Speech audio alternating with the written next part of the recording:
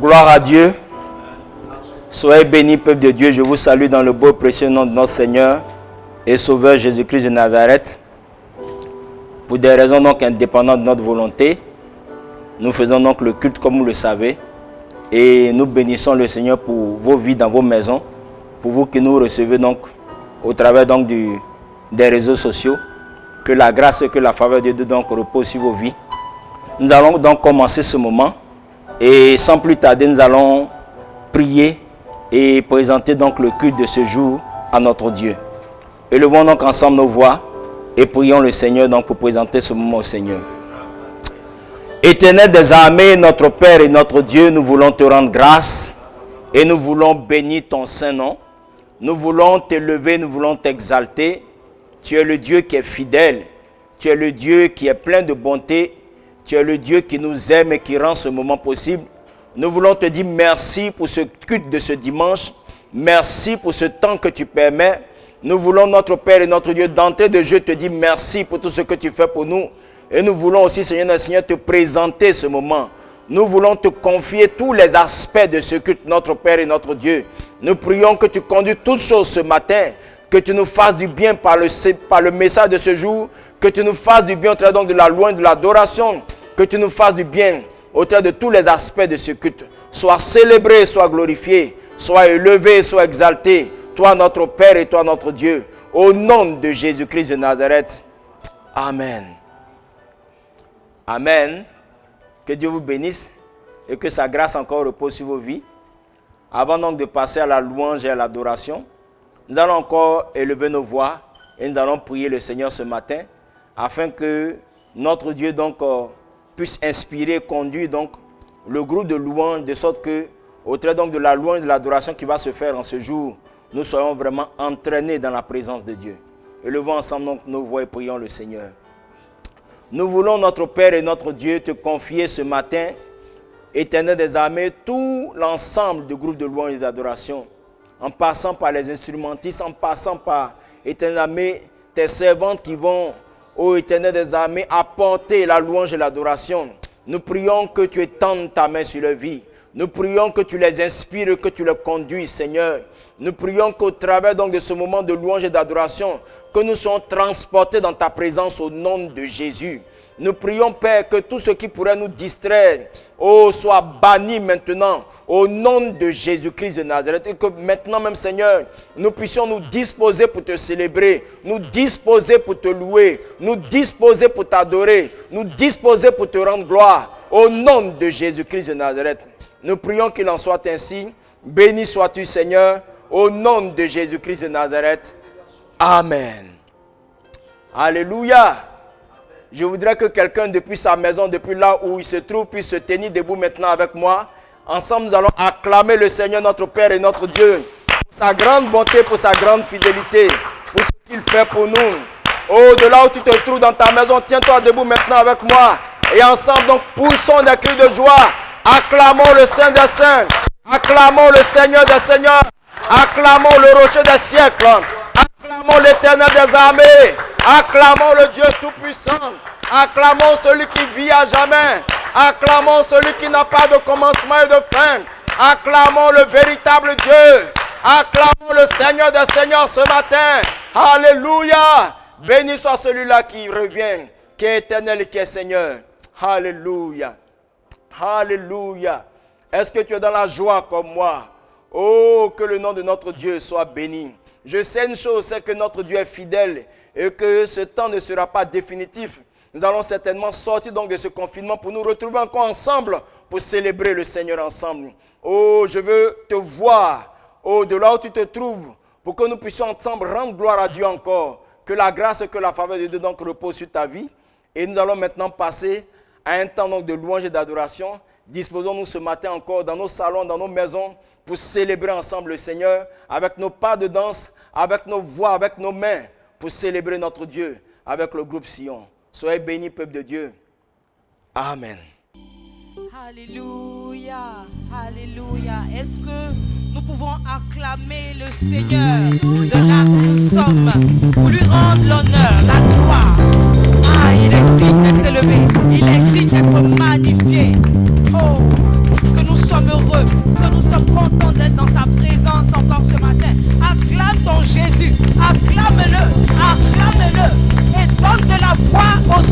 Seigneur des Seigneurs. Il donne de la gloire à Jésus. Jésus, il est digne. Alléluia. Et nous voulons dire, je veux louer le Seigneur Jésus. Celui-là qui s'est donné à la croix pour moi. Ah, comment ne pas le louer? Comment ne pas le célébrer?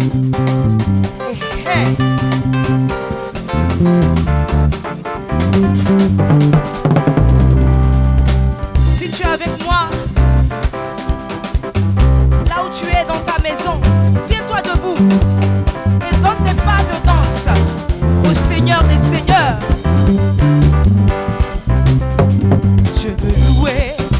Je veux louer le Seigneur Jésus-Christ. Il s'est donné à la croix, il m'a tant aimé, il est mort pour moi. Je veux louer le Seigneur Jésus-Christ. Il s'est donné à la croix, il m'a tant aimé, il est mort pour moi. Je veux le louer. Je veux louer le Seigneur Jésus-Christ. Il s'est donné à la croix, il m'a tant aimé, il est mort pour moi. Je veux louer le Seigneur Jésus-Christ.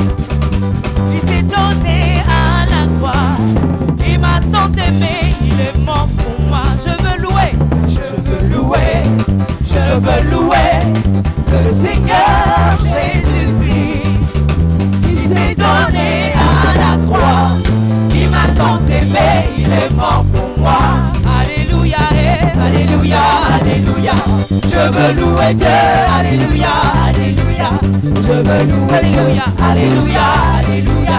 Je veux louer Dieu, alléluia, alléluia. Je veux alléluia, alléluia, alléluia. Je veux louer Dieu, alléluia, alléluia. Je veux louer Dieu, alléluia, alléluia, alléluia, alléluia, alléluia, alléluia, alléluia, alléluia, alléluia, alléluia, alléluia, alléluia, alléluia, alléluia, alléluia. Je veux louer Dieu, alléluia, alléluia. Je veux louer Dieu, alléluia, alléluia. Je veux louer Dieu, alléluia, alléluia. Je veux louer Dieu, alléluia, alléluia, alléluia, alléluia, alléluia, alléluia, alléluia, alléluia, alléluia, alléluia, alléluia, alléluia, alléluia, alléluia, alléluia, alléluia, alléluia, alléluia. Je veux louer Dieu, alléluia, alléluia. Je veux louer Dieu, alléluia, alléluia. Je veux louer Dieu, alléluia, alléluia. Je veux louer Dieu, alléluia. Est-ce que tu peux louer ton Jésus?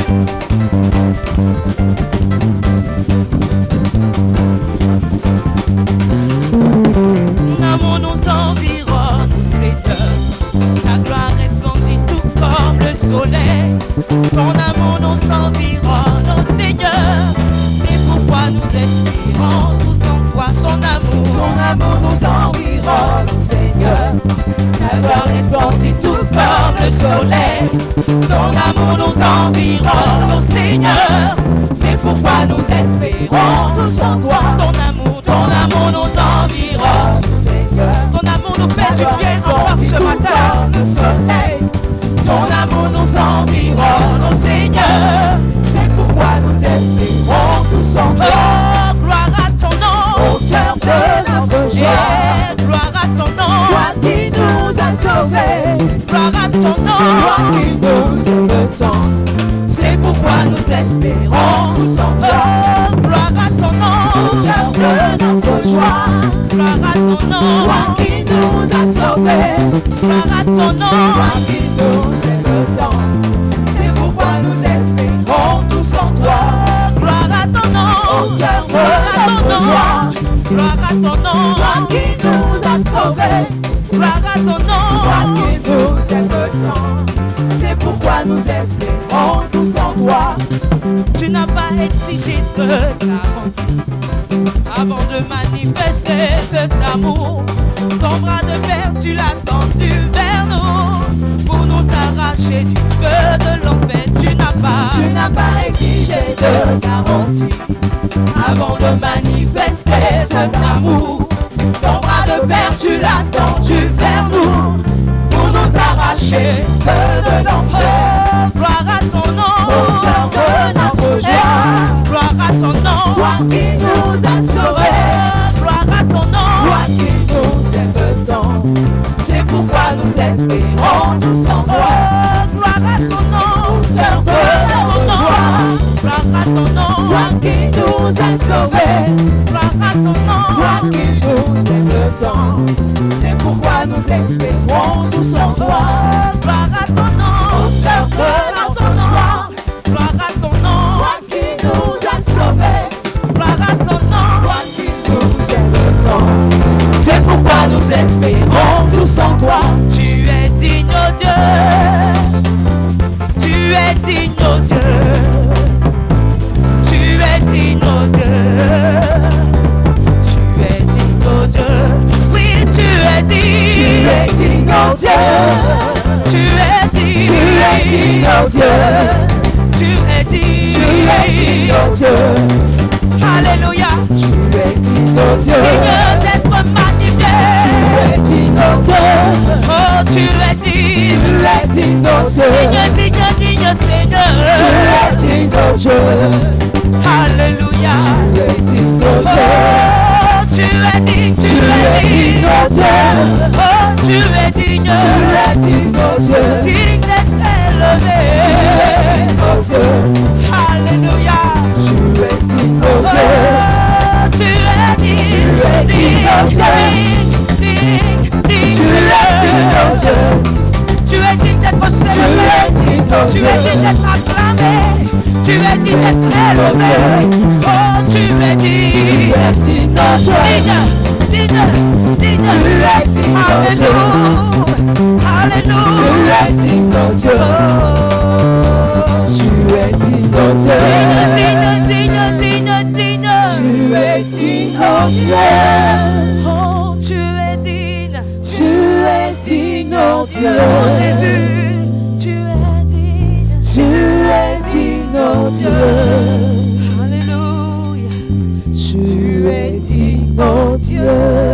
alléluia, tu es vraiment Nous voulons te digne, rendre toute la gloire et bénir tu es ton nom. vraiment digne, Digne de recevoir la gloire. tu es digne de recevoir l'honneur, la louange, l'élevation, Alléluia. ô éternel, Gloire à toi, Seigneur. nous te rendons toute la gloire. Et nous disons que tu es digne, tu es digne, tu es digne.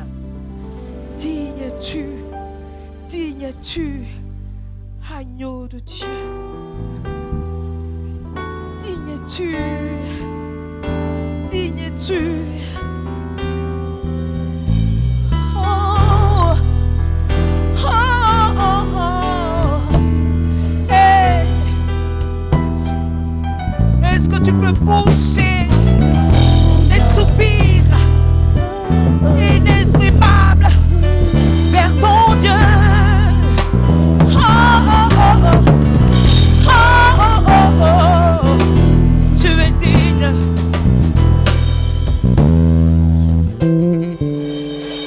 Digne es-tu, agneau de Dieu. Digne es-tu, agneau, agneau. Digne es-tu, agneau.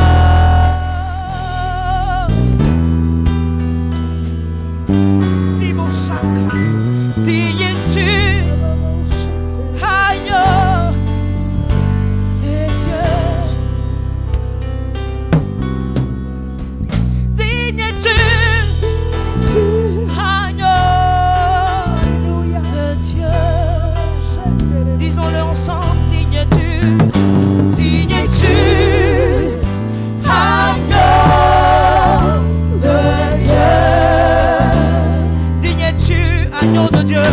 digne es-tu, agneau de Dieu, Tu es digne, digne es-tu, digne es-tu, agneau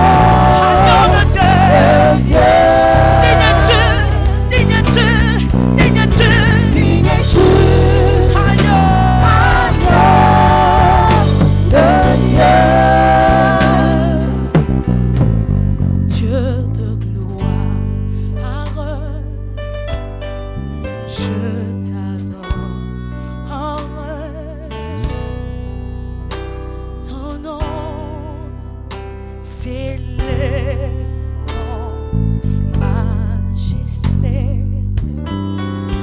de mes lèvres.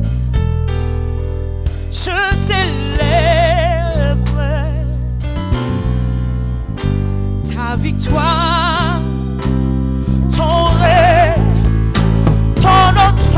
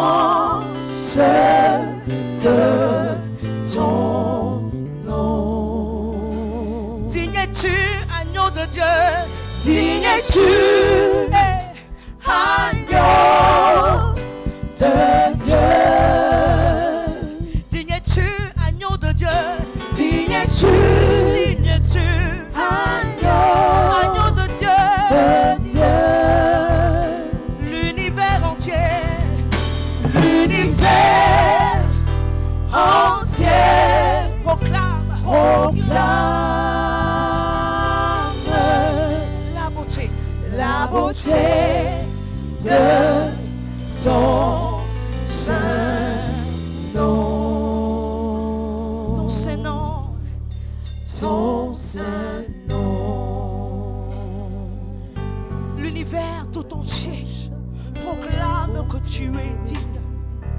L'univers entier proclame ta grandeur. L'univers entier proclame ta beauté. Et ce matin encore, nous voulons le proclamer avec les anges. Dire que tu es digne, tu es digne, tu es digne. Nous voulons le proclamer avec les anges et dire que tu es l'unique, l'unique, que tu es digne, Seigneur. Alléluia, alléluia, alléluia. Tu es digne. Qu'il est bon de t'adorer, qu'il est bon de te célébrer. Je m'abandonne entre tes mains, Seigneur. Je m'abandonne entre tes mains, Seigneur. Oh. Je veux élever ma voix. Je veux chanter. Digne est l'agneau. Ah mon Dieu, mon Sauveur, mon Seigneur et mon Roi. Digne est l'agneau. Oui, je veux élever ma voix. Je veux chanter. Digne est l'agneau. Ah mon Dieu, mon Sauveur,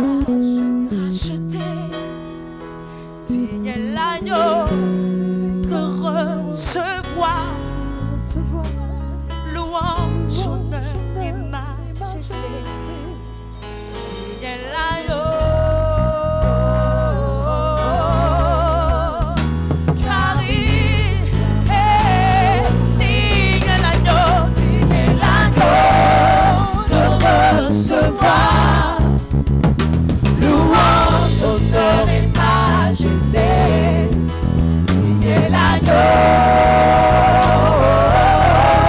Car il nous a rachetés. Car il nous a rachetés. De l'agneau. Et l'agneau de recevoir. Louange, honneur et majesté, priez l'agneau. Car il nous a rachetés. Rachetés par son sang précieux. Jésus nous a Rachetés. rachetés par sa mort à la croix. Jésus nous a rachetés. Rachetés, nous sommes rachetés. Jésus nous a rachetés. Rachetés par ses meurtrissures. Oh, Jésus nous a rachetés. digne est l'agneau de recevoir la louange, l'honneur et la majesté. Digne est l'agneau.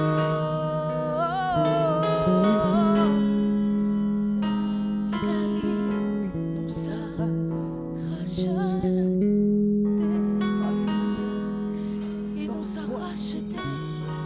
Il nous a rachetés. Il nous a rachetés. Il nous a rachetés. Ah, Jésus, est-ce que tu peux lever la voix et parle à ton Dieu? Dis-lui combien il est merveilleux. Combien ton Dieu est merveilleux. Tu es digne d'être célébré, d'être adoré, Seigneur. Tu as le nom au-dessus de tous les noms. Et par ce nom, nous avons la victoire. Et c'est ce qui fait que nous pouvons venir dans ta présence avec assurance. Venir répandre nos cœurs au pied de ton trône de grâce. Alléluia.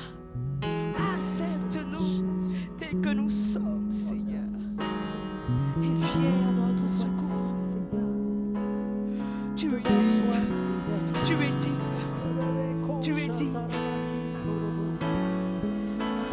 Alléluia. Seigneur, tu règnes à jamais. Tu règnes à jamais. Et je t'adore. Et je t'adore.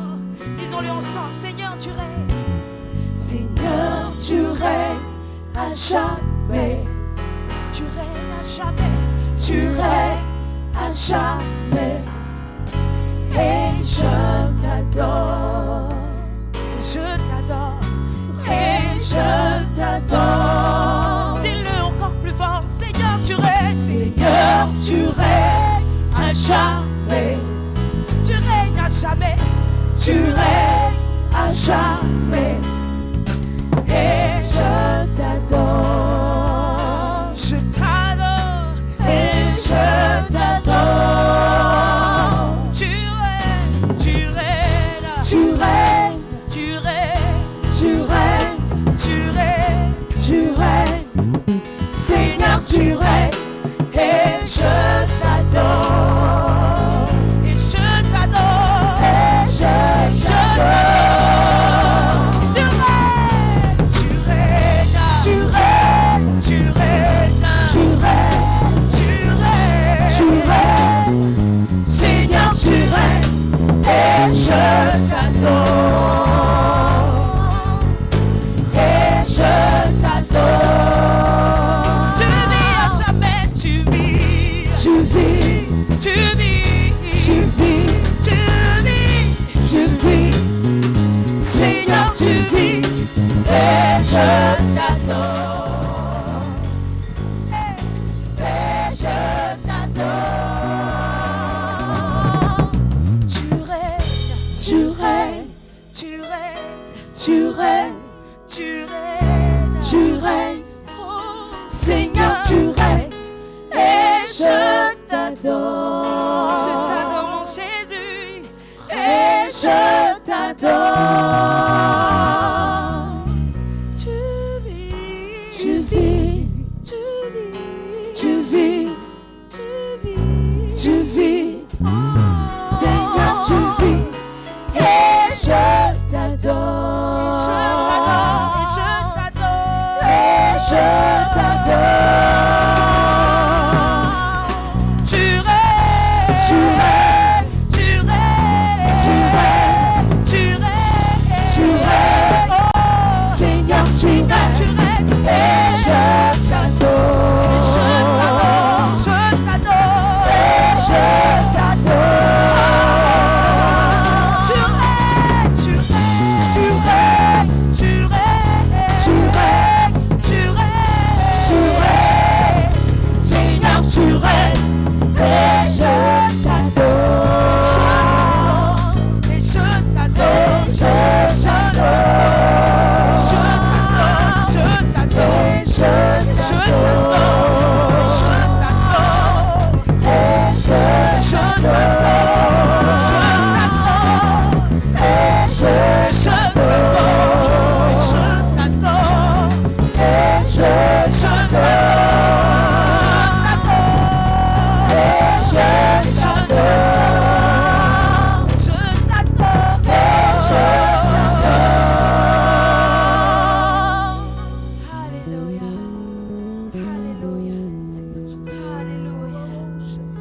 Alléluia. Ta présence est précieuse. Gloire, honneur à toi, Jésus. Je t'adore. Et je t'adore. Merci Seigneur. Merci Seigneur.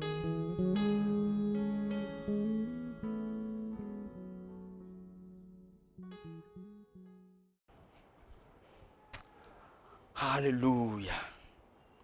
Que la gloire et la louange et l'honneur reviennent à notre Dieu. Nous avons été bénis ce matin encore au travers donc de la louange et de l'adoration. Continuons encore de rendre gloire à Dieu. Continuons encore de bénir le Seigneur pour sa grande bonté, pour sa grande fidélité. Notre Dieu est bon. Il est plein de bonté. Il est fidèle, il est éternel. Béni sois-tu Seigneur. À toi la gloire, la louange et l'honneur. Au nom de Jésus-Christ de Nazareth. Amen. Soyez bénis encore, peuple de Dieu. De là où vous êtes, je vais encore vous demander donc de prendre donc votre offrande, de prendre votre dîme et de la présenter au Seigneur. Et nous allons ensemble prier le Seigneur donc pour les dîmes et pour les offrandes donc en ce jour. Vous allez certainement voir donc des numéros s'afficher. N'hésitez pas donc à apporter donc vos offrandes et vos dîmes donc au travers donc de ces numéros. Et si vous êtes donc dans les environs de l'église aussi, vous pouvez passer aussi à apporter donc vos offrandes et vos dîmes et aussi passer pour avoir donc des informations concernant donc la communauté, concernant donc l'œuvre de Dieu qui est en train de se faire. Nous sommes déjà dans la joie pour ce que vous faites et nous savons que vous êtes assez fidèles pour continuer donc à soutenir cette œuvre. Même si nous n'arrivons pas à nous retrouver ensemble pour le moment, pour célébrer ensemble le Seigneur. Alors nous allons maintenant élever nos voix et nous allons prier donc pour les dîmes et pour les offrandes. Ensemble donc, prions le Seigneur. Je voudrais, notre Père et notre Dieu, en ce jour te rendre grâce et bénir ton nom pour la vie de tes serviteurs, la vie de mes frères et de mes sœurs qui, Seigneur, ont obéi à ta parole.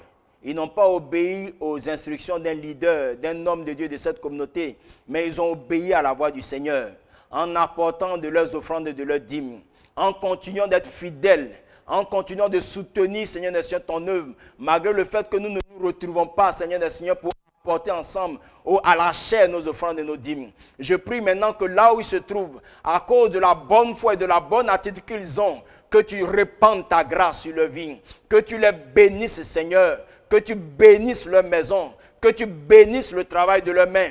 Je prie que dans cette situation, c'est dans ce temps de confinement, où beaucoup sont en train de pleurer, sont en train de passer des moments difficiles, sont en train de connaître des misères énormes. Je prie que cela ne soit point leur partage, qu'ils puissent manger à leur faim, qu'ils puissent voir ta fidélité au plan financier, au plan matériel, à tous les niveaux. Je prie que ta grâce ne leur fasse point défaut. Seigneur, pour ceux qu'ils apportent pour l'avancement de ton œuvre, Seigneur, souviens-toi d'eux et rends-leur abondamment au nom de Jésus. Bénis leur maison, sécurise le travail de leurs mains, donne d'avoir en abondance pour continuer à porter pour l'avancement de ton œuvre. Je proclame ce matin et je déclare par la grâce de Dieu que les offrandes, que les dîmes en ce jour sont bénies au nom de Jésus-Christ de Nazareth. Il en est ainsi.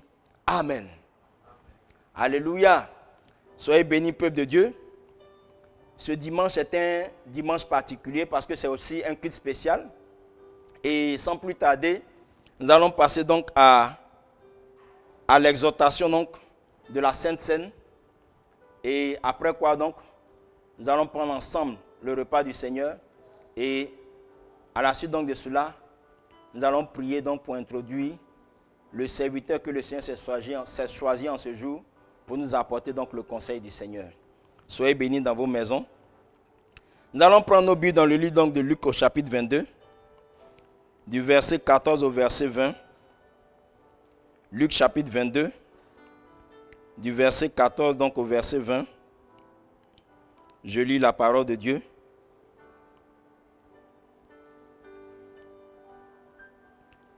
À partir donc du verset 14, je lis la parole de Dieu. Quand l'heure fut venue, il se mit à table avec les 12 apôtres. Il leur dit, « J'ai vivement désiré manger cette Pâque avec vous avant de souffrir, car je vous le dis, je ne la mangerai plus jusqu'à ce qu'elle soit accomplie dans le royaume de Dieu. » Puis, il prit une coupe, remercia Dieu et dit, « Prenez cette coupe et partagez-la entre vous, car je vous le dis, je ne boirai plus du fruit de la vigne jusqu'à ce que le royaume de Dieu soit venu. » Ensuite, il prit du pain, et après avoir remercié Dieu, il le rompit et le leur donna en disant, « Ceci est mon corps qui est donné pour vous. Faites ceci en mémoire de moi. » Après le souper, il prit de même la coupe et la leur donna en disant, « Cette coupe est la nouvelle alliance en mon sang qui est versé pour vous. » Amen. Que le nom de notre Dieu donc soit béni. Ce matin donc, je voudrais donc apporter cette exhortation donc, par rapport à la Sainte Seine. Nous savons tous, pour nous qui sommes donc enfants de Dieu, ce que c'est que la Sainte Seine. Mais ce matin donc, le Seigneur a mis quelque chose sur mon cœur et c'est ce que je voudrais certainement maintenant donc partager avec vous. Et ce que le Seigneur m'a fait comprendre, c'est que en disant ces choses donc à ses disciples, Jésus a d'abord dit que ceci est mon corps, en prenant donc le pain. Et ensuite, il a dit aussi que, en prenant donc le vin, il a dit que ceci est mon sang. Et il leur a fait comprendre de façon claire que il allait prendre ce repas et il allait subir quelque chose d'atroce, de difficile. Il allait donc connaître la mort. Et donc, il leur rappelle bien que, au travers donc du sang et du pain, qui est sa chair, nous savons que la Sainte Seine donc nous rappelle la mort donc de Christ et nous parle aussi donc de son avènement. C'est pour cette raison qu'il nous demande donc de prendre cela en mémoire de lui. Et donc chaque fois que nous nous retrouvons donc, nous devons normalement prendre le repas du Seigneur, mais de façon particulière, pour donner encore plus de solennité donc à la chose, nous le faisons donc chaque 2 dimanches donc dans notre communauté. Et ce matin, ce que je veux dire, c'est que le Seigneur m'a fait comprendre que le pain représente son corps à lui, Christ. Et le vin représente son sang. Or, vous allez vous rendre compte que le sang en lui-même, en lui contient quelque chose de particulier. Et la Bible déclare que l'âme est dans le sang. La vie est dans le sang. Or, quand on parle de l'âme, on parle de l'esprit. On parle de quelque chose qu'on ne peut pas saisir, qu'on ne peut pas toucher. On parle de quelque chose d'immatériel. Vous allez trouver cela dans Deutéronome chapitre 12 au verset 23, où il dit donc que le sang est la vie. Et que la vie donc se trouve dans le sang. Et ce que le Seigneur m'a fait comprendre, c'est que au travers de la Sainte Seine, Jésus est en train de dire de façon si expresse à ses disciples que un ancien fonctionnement est en train de prendre fin. Et que nous sommes en train de rentrer dans un nouveau fonctionnement. Et le nouveau fonctionnement dans lequel je suis en train de vous faire entrer, c'est le fonctionnement de l'esprit. C'est pour cette raison que le sang vient après le pain, qui est la chair. Parce que Christ lui-même de son vivant, malgré toute la grande connaissance qu'il avait, n'a pas pu transformer ses disciples parce qu'ils n'étaient pas en eux.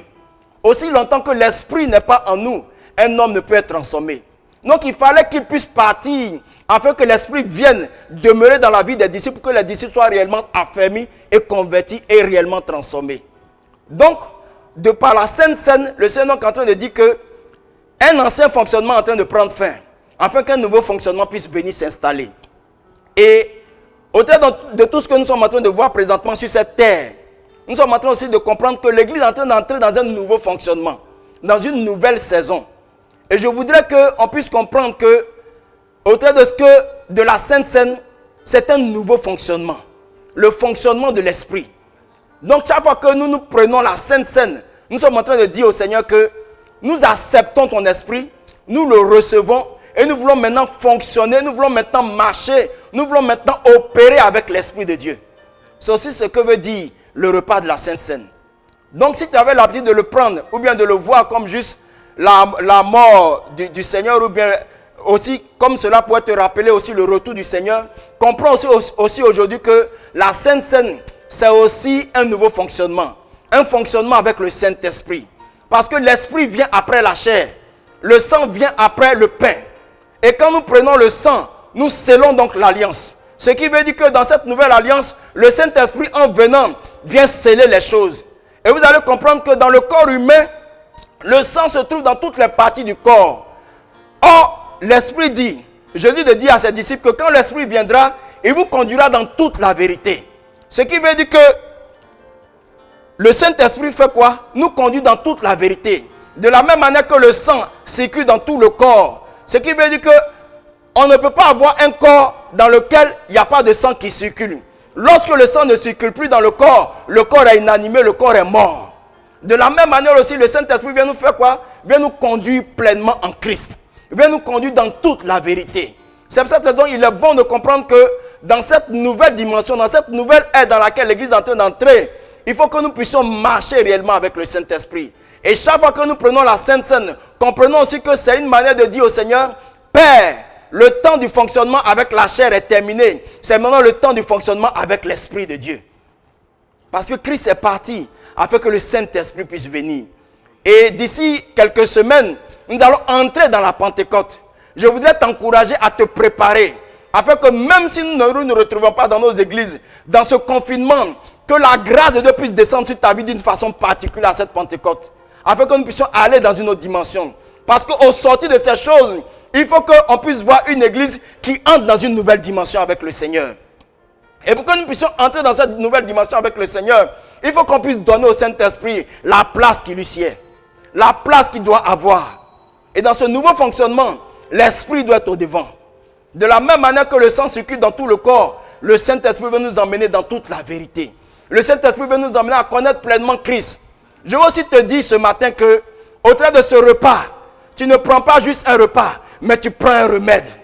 De la même manière que des hommes, par rapport donc au paludisme, peuvent prendre une pilule, peuvent prendre un tel médicament. Quand nous prenons le sang et nous prenons le pain, nous prenons un médicament pour ce corps.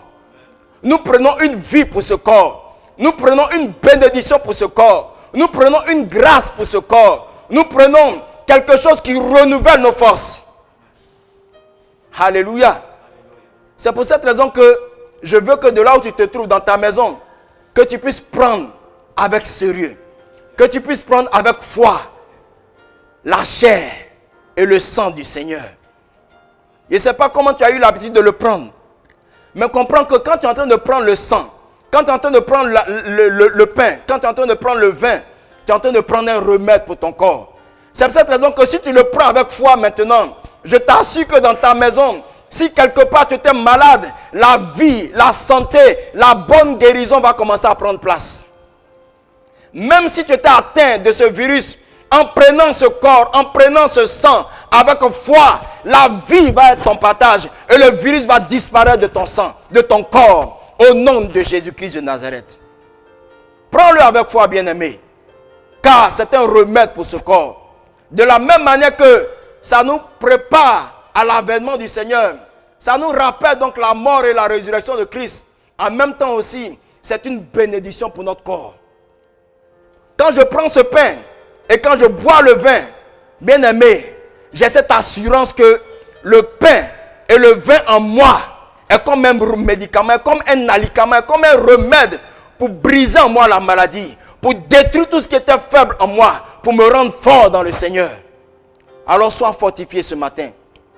Et prends le pain et prends le vin avec assurance. Et je crois que dans ta maison, même si tu étais faible spirituellement, tu seras renouvelé ce matin. Même si tu étais malade dans ton corps, tu seras guéri en prenant ce pain et en buvant ce vin. Sois béni ce matin et que la grâce et que la faveur de Dieu reposent sur ta vie. Comprenez donc que nous sommes dans un nouveau fonctionnement avec l'Esprit. Et nous devons laisser toute la place au Saint-Esprit parce que le Saint-Esprit ne viendra jamais travailler contre le Christ, mais il viendra certainement nous conduire dans toute la vérité. Soyez bénis encore et que la grâce et que la faveur de Dieu reposent sur vos vies. Alors nous allons prier ce matin donc par rapport donc à cette exhortation sur la Sainte Seine et nous allons nous préparer donc pour prendre le repas du Seigneur. Croyant que la vie de Dieu sera communiquée à quelqu'un ce matin. Croyant qu'au travers de cette Sainte Seine, quelqu'un sera restauré ce matin. Croyant qu'au travers de cette Sainte Seine, quelqu'un va voir une maladie même déclarée incurable disparaître dans son corps. Croyant qu'au travers de cette Sainte Seine, la grâce de Dieu va toucher quelqu'un ce matin. Élevons nos voix et prions le Seigneur. Et préparons-nous donc pour la Sainte Seine ce matin. Seigneur, je veux te rendre grâce. Et je veux bénir ton Saint-Nom. Je veux te lever, je veux t'exalter. Je veux te célébrer, je veux te magnifier. Oh, Éternel des armées, quel privilège de savoir que tu t'es donné pour nous à la croix du Calvaire. Et tu nous as laissé, Seigneur des Seigneurs, cette belle recommandation, à savoir, oh Éternel des armées, de prendre chaque fois que nous nous retrouvons le sang et le pain. Je veux te bénir ce matin, Seigneur des Seigneurs, pour ce repas que nous allons prendre tout à l'heure. Je prie que tu nous donnes de nous disposer, que tu nous donnes de le prendre avec foi, que tu nous donnes de nous préparer, Seigneur, pour cela. De sorte qu'au travers de cette Sainte Seine, nous sommes visités ce matin. Nous sommes bénis ce matin. Nous sommes impactés dans nos maisons ce matin. Au nom de Jésus-Christ de Nazareth, je prie qu'il en soit ainsi, Père. Donne à chacun de tes enfants de réellement se remettre en cause et de se préparer maintenant, afin que ce pain et ce vin ne soient pas une condamnation, mais que ce soit pour nous une bénédiction. Au nom de Jésus-Christ de Nazareth. Merci Seigneur parce qu'il en est ainsi. Au nom puissant de Jésus. Amen. Gloire à Dieu. Merci au pasteur Arnaud Francis pour l'exhortation. Bien-aimé dans le Seigneur, de là où tu es maintenant même, tu vas apprêter déjà le pain et le vin. Et juste après la prière, nous aurons l'occasion de prendre le repas ensemble. Si tu es avec ta famille, réunis tout le monde autour de la table, préparez déjà le repas. Et nous allons prier pour que le Seigneur bénisse ce repas-là. Et ensemble, nous pourrons prendre le repas du Seigneur ce dimanche. Nous prions maintenant même. Père, merci pour ce jour éternel. Merci de ce que tu nous donnes de nous approcher de ta table ce matin. Merci pour ce pain qui représente ton corps. Et ce vin qui représente ton sang.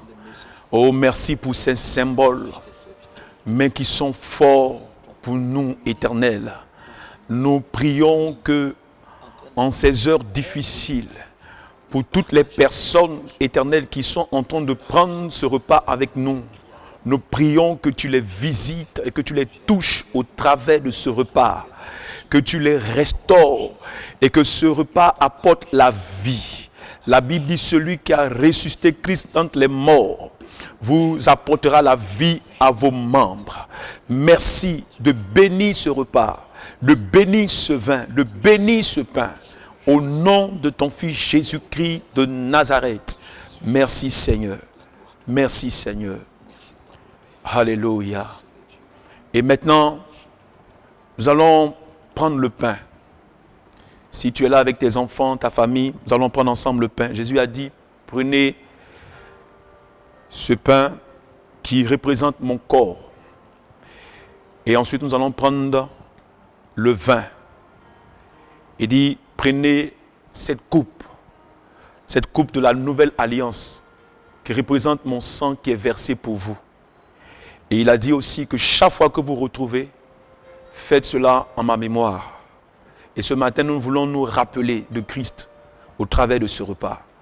Alors, chacun de nous va prendre maintenant même le pain, ensuite le vin, et nous allons ensemble prendre le repas.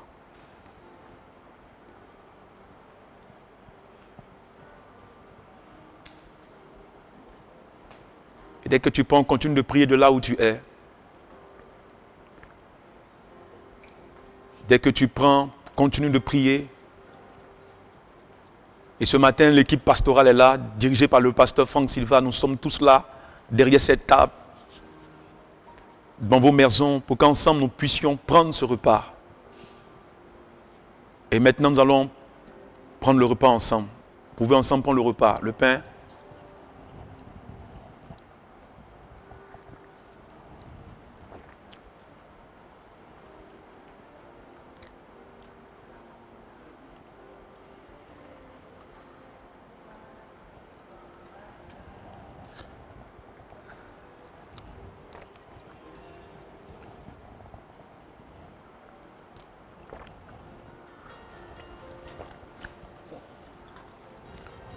Et commençons à remercier le Seigneur.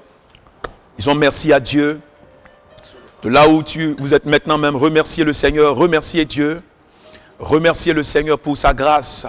Remerciez le Seigneur pour sa vie. Remerciez le Seigneur pour sa paix. Remerciez le Seigneur pour la vie qu'il apporte à vos membres. Remerciez le Seigneur parce qu'en ce moment même, la grâce de Dieu est en train de visiter vos maisons. La puissance de Dieu est en train de visiter votre corps. L'onction de Dieu et la puissance du Très-Haut est en train de toucher les vies. Remercie-le. Remercie-le là où tu es maintenant même. Dis-lui merci. Oh marabaché kebros. Lebra sintarababababahos. Libra su indabrakente lebra sinkarabababa. L'Orient de bre de lion de skilibrando shadeget. L'orabababababa rabababaso. Brande gate mande branda sika bababa. Oui, Père, descends dans nos maisons, descends dans nos vies. Oh, descends et apporte la vie. Que l'Esprit de Dieu visite les familles, visite les vies, visite les personnes qui prennent le repas avec nous ce matin, qui les visite, qui les touche. Soyez bénis et que la paix du Seigneur demeure dans vos vies, dans vos cœurs. Au nom de Jésus de Nazareth, nous avons prié. Gloire à Dieu. Alléluia. Que toute la gloire, la louange, l'honneur reviennent à notre Seigneur et notre Sauveur. Nous avons donc pris donc le repas du Seigneur ensemble. Nous allons maintenant nous préparer pour écouter donc ce matin le conseil du Seigneur, ce que Dieu a nous dit. Ensemble donc, levons nos voix maintenant et prions et demandons donc au Seigneur de nous parler au travers donc de son serviteur. Je prie que tu te disposes de là où tu te trouves et que tu puisses suivre totalement le message sans être distrait par quoi que ce soit. Tu vas donc prier, tu vas demander au Seigneur de t'aider à pouvoir saisir la pensée de Dieu pour toi en ce jour. Ensemble donc, élevons nos voix et prions le Seigneur. Seigneur, nous voulons te rendre grâce et nous voulons bénir ton saint nom. Tu as dit toi-même que nous ne nous nourrirons pas seulement de pain, mais nous nous nourrirons aussi de toute parole qui sort de toi. Seigneur des seigneurs, éternel des armées, Dieu tout-puissant, nous voulons te confier le temps de la parole. Nous prions que cette nourriture spirituelle nous fasse du bien ce matin. Nous prions que tu inspires le canal que tu t'es choisi. Nous prions aussi que tu nous disposes dans nos maisons à ne pas être distrait par quoi que ce soit. Seigneur, que nous puissions écouter la totalité de ta parole, sans regarder à quoi que ce soit, sans nous soucier de quoi que ce soit, sans écouter quoi que ce soit d'autre. Je prie que ce matin, que nos entendements soient disposés, afin que ce que tu veux nous faire comprendre au travers de ta parole, que nous puissions saisir cela, pour notre bien, pour notre épanouissement, pour notre croissance spirituelle. Au nom de Jésus, je veux m'opposer maintenant à tout ce qui pourrait venir comme distraction. Et je veux taire ces choses maintenant au nom de Jésus. Je les chasse maintenant au nom de Jésus. Et je prie que nos cœurs soient rendus maintenant disposés, sensibles à ta parole. Que nos cœurs soient semblables à de la bonne terre. Et que cette semence puisse tomber dans cette bonne terre et produire abondamment pour la gloire de ton nom. Béni sois-tu, Seigneur, pour le canal que tu t'es choisi, que tu inspires, que tu utilises puissamment maintenant pour nous faire du bien. Au nom de Jésus. Amen. Ce matin donc, nous recevons donc le pasteur Franck Silva, le leader donc de notre communauté. Acclamons donc le Seigneur et recevons donc son serviteur. Amen. Que le nom du Seigneur soit béni, très chers frères et sœurs en Christ. Je voudrais vraiment être reconnaissant au Seigneur pour tout ce qu'il fait chaque jour pour chacun de nous. Et aujourd'hui encore, nous sommes très heureux de nous retrouver ce dimanche pour célébrer ensemble le Seigneur. Je veux encore dire merci à Dieu pour l'occasion qu'il nous donne, n'est-ce pas, de le célébrer dans ces moments de confinement, dans ces moments de quarantaine où nous sommes donc chacun à la maison. Et par la grâce de Dieu, nous avons l'opportunité, n'est-ce pas, d'être ensemble au travers donc des réseaux sociaux et de la technologie humaine. Nous pouvons donc parler aux bien-aimés frères et sœurs dans leur maison. Alors ce matin, je voudrais que tu te tiennes debout avec moi et que tu puisses acclamer très fort le Seigneur. Alléluia. Que le nom de l'Éternel soit béni. Gloire et honneur soient rendus à Dieu, notre Père, qui nous donne l'opportunité, n'est-ce pas, ce matin, encore une fois, de le célébrer, de le glorifier, de l'exalter et de le magnifier. Je veux encore dire merci au Seigneur pour l'occasion qu'il me donne de partager sa parole avec vous, mes chers frères et sœurs. Tout à l'heure, nous avons pris la Sainte Seine. C'était vraiment un moment glorieux. Nous avons célébré Dieu. Nous avons pu faire nos offrandes. Nous avons pu donc partager la Sainte Seine. Je veux également dire merci à toutes les personnes donc, qui se souviennent de l'œuvre de Dieu. En ces moments aussi pénibles qu'ils soient, des personnes arrivent, n'est-ce pas, à apporter leur offrande de manière volontaire. Alors des personnes arrivent à apporter leur dîme. Alors je veux vraiment être reconnaissant au Seigneur pour tous ces dons qui sont faits, pour ces offrandes qui sont apportées, pour ces dîmes qui sont données dans ces moments difficiles. Je veux être reconnaissant au Seigneur pour la vie de telles personnes et je veux bénir le nom du Seigneur pour la vie de chacune d'entre elles. Alors ce matin, nous allons donc continuer l'enseignement que nous avons commencé le dimanche dernier. Donc le thème c'est la sagesse d'en haut et celle d'en bas. Et il y a tellement de choses à dire à ce propos. Et je voudrais donc dire merci au Seigneur qui nous a inspiré un tel message. Je prie qu'au travers de cet enseignement, de cette exhortation, que chaque fois que tu reconnais que tu as agi avec cette sagesse-là qui est terrestre, qui est charnelle, que tu puisses avoir l'opportunité de te repentir devant Dieu. C'est ça le but, nous amener à comprendre là où nous sommes sortis de la voie, là où nous avons emprunté un autre chemin qui n'est pas celui que le Seigneur a mis devant nous. Et que nous puissions donc nous repentir, que nous puissions donc revenir vers lui. Amen.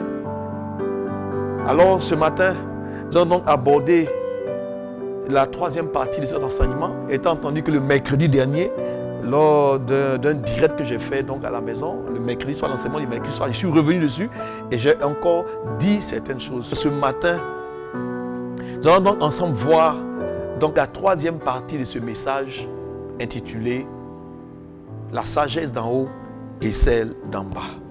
Pour ce faire, donc, nous allons prendre nos Bibles. Dans l'évangile de Matthieu au chapitre 9, nous allons commencer là-bas aujourd'hui. En Matthieu au chapitre 9, à partir du verset 16, le Seigneur est en train de dire ceci à ses disciples. Alors que ses disciples donc, lui posaient la question à propos du jeûne. Ils avaient donc eu un échange avec le Seigneur et ils discutaient entre eux. Ils ont posé donc la question au Seigneur à propos du jeûne. Et c'est à partir de là que le Seigneur donc va donner cette exhortation-là. Il va donner donc cette consigne. En Matthieu au chapitre 9, lorsque nous venons donc à partir du verset 14, alors les disciples de Jean, ils vinrent auprès de Jésus et disent: pourquoi nous et les pharisiens jeûnons-nous tandis que tes disciples ne jeûnent point? Donc ils avaient un fonctionnement rattaché à la loi. Et se rendent compte que Jésus est venu avec ses disciples Et ceux-ci n'observent pas la loi comme eux. Il se trouve qu'ils sont en train de jeûner, ils sont en train d'observer donc certains rituels. Et voici que les disciples de Jésus n'observent pas ces mêmes rituels. Alors ils vont poser la question au Seigneur Jésus. Et là, ce sont les disciples de Jean-Baptiste. Pourquoi tes disciples ne jeûnent pas comme nous, tandis que nous jeûnons? Et toi, tes disciples ne jeûnent point. Jésus va leur répondre à partir du verset 15. Il va leur dire ceci.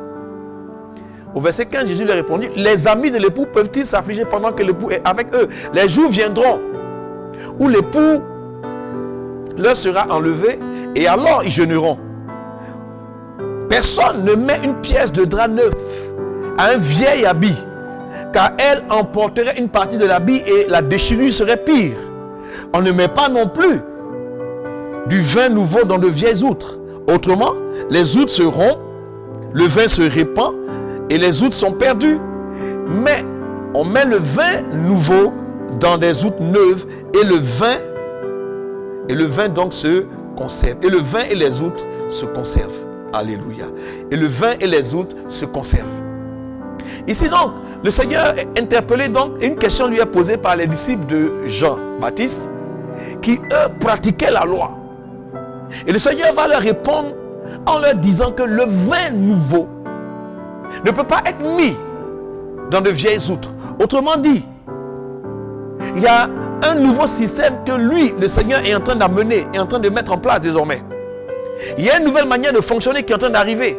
Il y a une nouvelle manière de faire qui est en train de se mettre en place. Donc lui, il est le précurseur. Et donc, ce que vous avez fait jusqu'alors, la manière dont vous avez fonctionné jusqu'alors, eh bien cette manière est caduque désormais. Cette manière de fonctionner, cette manière de faire devient maintenant obsolète. Nous sommes passés à un autre système. Et c'est à vous de pouvoir vous adapter. Autrement dit, la déchirure va être grande. On ne peut pas prendre donc une pièce de drap neuf et venir la coudre sur une pièce de drap vieille. Un vieux drap. On ne peut pas mettre. Autrement dit, la partie neuve va emporter, va déchirer la partie de l'habit et la déchirure sera pire. Donc vous voyez, lorsque certaines personnes veulent fonctionner avec l'ancien, eh bien, ça peut entraîner également une grande déchirure et de grandes fractions et de grandes divisions dans le corps de Christ. Beaucoup de personnes donc fonctionnent avec des vieilles outres dans lesquelles elles espèrent donc pouvoir contenir ce vin nouveau que le Seigneur nous apporte. Vous savez, quand on examine donc les vieilles outres, on se rend compte donc qu'en raison de son élasticité, la peau des animaux était utilisée pour stocker le vin pendant donc la fermentation du vin. Et au cours de ce processus de fermentation, la pression intérieure augmentait. Et pendant que la pression augmente, la peau est en train d'être tendue. Donc, lorsque la peau avait déjà été tendue, quand l'outre devenait vieille, donc la peau a déjà été tendue, donc elle manquait d'élasticité. Et donc, si maintenant, dans cette peau qui avait déjà été tendue, donc une vieille outre, vous venez mettre encore un vin nouveau, lorsque le processus de la fermentation va avoir lieu, eh bien, cette vieille peau, cette vieille outre, donc, qui avait déjà été tendue, a perdu de son élasticité. Eh bien, si vous mettez du vin nouveau au cours du processus de fermentation, ce vin-là, la fermentation de ce vin risquait donc de déchirer la vieille outre. Voici donc ce que le Seigneur disait. La vieille outre pouvait donc courir le risque d'être déchirée. Donc Jésus, notre Seigneur, va utiliser cette illustration de la vie courante pour enseigner, n'est-ce pas, à ses disciples et aujourd'hui à l'Église, qu'il y a un ancien fonctionnement qui doit s'arrêter au profit d'une nouvelle manière de marcher, au profit d'une nouvelle manière de fonctionner qui devait prendre place maintenant.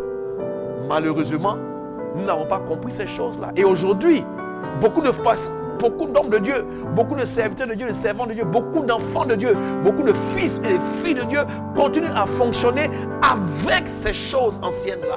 Ils veulent prendre donc ce vin nouveau et les conserver dans de vieilles outres. Non, il faut changer cela. Il faut totalement, absolument changer. Et le Seigneur en parle. Dans les Écritures, nous le voyons. En Colossiens 2, verset 17, la Bible dit là-bas, et c'est le Seigneur qui parle, il dit que c'était l'ombre des choses à venir, mais le corps est en Christ. Il y a quelque chose que nous devons découvrir en Christ. Les choses anciennes annonçaient les choses nouvelles qui arrivent. Autrement dit, quand Christ est arrivé, les choses anciennes doivent être mises de côté. C'était l'homme des choses à venir. Oh, alléluia. En Éphésiens 4, nous allons lire à partir du verset 22 à 24. À partir du verset 22, il nous dit ceci: à vous dépouiller, eu égard à votre vie passée, à vous dépouiller du vieil homme qui se corrompt par les convoitises trompeuses, et à être renouvelé dans l'esprit de votre intelligence. Nous devons être renouvelés dans l'esprit de notre intelligence et revêtir l'homme nouveau, créé selon Dieu, dans une justice et une sainteté que produit la vérité. Vous voyez, nous devons être ici renouvelés dans l'esprit de notre intelligence et revêtir l'homme nouveau. Cet homme nouveau créé selon Dieu dans une justice et une sainteté que produit la vérité. Bien-aimés frères et sœurs, un changement doit avoir lieu dans notre manière de réfléchir, dans notre manière de fonctionner, dans notre manière d'appréhender les voies de Dieu, dans notre manière de trouver comment trouver les principes de Dieu. Une nouvelle méthode, une nouvelle conception, une nouvelle manière de voir les choses doivent désormais s'imprimer en nous. Nous continuons notre lecture, nous continuons notre étude en Colossiens chapitre 3. À partir du verset 10, le Seigneur dit ceci dans sa parole: ayant revêtu l'homme nouveau qui se renouvelle dans la connaissance. Vous voyez, quand on parle de connaissance, nous avons encore affaire à la sagesse et à l'intelligence. Cet homme nouveau, nous devons donc revêtir l'homme nouveau. C'est un nouveau vêtement qui se renouvelle dans la connaissance. Comment? Selon l'image de celui qui l'a créé. Donc nous avons appris donc à nous renouveler dans la connaissance, à être renouvelés dans l'esprit de notre intelligence, dit les Écritures. Être renouvelé dans l'esprit de notre intelligence. Et Paul le disait aux Romains, au chapitre 12, verset 2. Il nous demandait donc d'être transformé. Il dit: ne vous conformez pas au siècle présent. Le siècle présent a sa manière de fonctionner. Le siècle présent, ce n'est pas le siècle passé, mais ce siècle présent dit aujourd'hui encore. Le monde, quand on dit le siècle présent, on parle du monde actuel. Le monde actuel a sa manière de fonctionner. Le monde actuel a sa manière de réfléchir, sa manière de comprendre les choses, sa manière d'appréhender les choses de Dieu. Le monde actuel, le siècle présent. Et le Seigneur nous dit en Romains chapitre 12, le verset 2, ne vous conformez pas. Ne prenez pas la forme, n'adoptez pas la forme de ce siècle. Ne vous habillez pas comme eux, ne marchez pas comme eux, ne réfléchissez pas comme eux. Ne fonctionnez pas comme eux. Ne faites pas les choses comme eux. Mais aujourd'hui, nous sommes séduits. Le monde, le siècle d'aujourd'hui utilise des armes de séduction terribles, notamment la technologie et aujourd'hui Internet. Tout le monde est connecté. De plus en plus, on cherche à mettre en place un système pour connecter toute l'humanité. Et aujourd'hui, des chrétiens dépendent absolument d'Internet. Ils ne peuvent plus rien faire en dehors d'Internet. Que ce soit Facebook, que ce soit Snapchat, WhatsApp, Messenger, et que dirais-je d'autre, tout le monde est connecté. Et on n'a plus le temps de lire la Bible. On n'a plus le temps d'avoir des relations normales entre les frères et les sœurs. On n'a plus le temps. Vous allez dans une famille aujourd'hui. Vous allez voir, le papa est sur son ordinateur, la maman est sur sa tablette, le fils est sur son jeu vidéo, la fille est sur son smartphone. Et il n'y a plus de communion, même dans la famille. Il n'y a plus d'interaction humaine. Aujourd'hui, tout le monde est focalisé sur l'écran. Tout le monde a un écran. Et les gens ne peuvent pas se déconnecter. Les gens n'arrivent pas à se détacher. Et on nous propose des choses de plus en plus intéressantes. De plus en plus intéressantes sur Internet. Ça devient de plus en plus moins cher. De plus en plus accessible. Et le matériel devient accessible à tous. La technologie. Dès qu'un nouveau téléphone sort, tout le monde court pour l'avoir. Dès qu'une nouvelle technologie apparaît, tout le monde se rue dessus. Et pourtant le Seigneur dit dans sa parole: ne vous conformez pas au siècle présent. C'est Paul qui écrit donc à l'église de Rome. Il écrit donc à ses compatriotes qui sont en exil à Rome. Et il va leur dire ceci: Je vous exhorte donc, frères, par la compassion de Dieu, à offrir vos corps comme un sacrifice vivant, saint, agréable à Dieu, ce qui sera de votre part un culte raisonnable. Nous devons nous offrir à Dieu, mais aujourd'hui ce n'est pas le cas. Et va dire ceci au verset 2. Ne vous conformez pas au siècle présent, mais soyez transformés. Comment? D'où vient cette transformation? Par le renouvellement de notre intelligence, notre manière de raisonner, notre manière de comprendre, notre système de pensée qui s'est mis en place en nous. Ce système de pensée doit être changé. Ce système de pensée doit être renouvelé. Ne vous conformez pas au siècle présent, mais nous fonctionnons comme ce siècle-ci. Et aujourd'hui, l'humanité est arrivée à un point où on veut maintenant, on est arrivé au stade de l'homme amélioré. On est arrivé au stade de l'intelligence artificielle. On est arrivé au stade des micropuces, des nanopuces. On est arrivé au stade de l'identité numérique, où des gens aujourd'hui veulent apporter une identité numérique à toute l'humanité. Et cela va être procédé par des macropuces qui sont injectées par des vaccins. À ton insu, on t'injecte une nanopuce, soit au niveau de la main, soit au niveau du front, pour faciliter le commerce, pour faciliter, n'est-ce pas, la détection des virus, pour faciliter l'identification. On est en train de nous faire comprendre aujourd'hui qu'on n'a plus besoin de monnaie. On a juste besoin tout simplement d'avoir cette identité numérique et tout va se faire de manière digitale.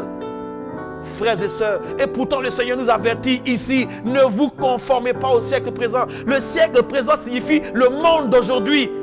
Ne pas se conformer, ne pas prendre la forme, ne pas adopter la manière de réfléchir, la manière de penser, le système de valeurs, le système, n'est-ce pas, de réflexion. Comment nous réfléchissons?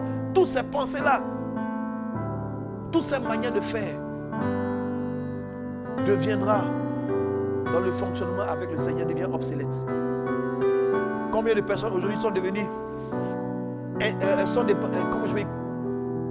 dépendants d'Internet? Combien de temps tu passes sur Internet par jour?